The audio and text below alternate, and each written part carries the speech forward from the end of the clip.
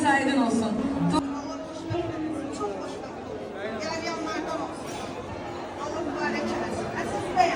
%100. Sizden çıxır deyə ilk sizdən başlanır. Amin. Bizə də amin demək düşər. Toy edər qaynanası, gözəl göyşək qaynana. Arzulayıram ki, anacan, bu gözəl gəlin bacımız sənə qız olsun. Gəlin yox. Canım gözüm. Allah bəxtəvər eləsin. Amin. Bütün subaylara qismət olsun. Mənim gəlinim yox, qızımdır. Ürəyimdir, canımdır. Allah subaylara qismət eləsin. Bəxtəvər olsun.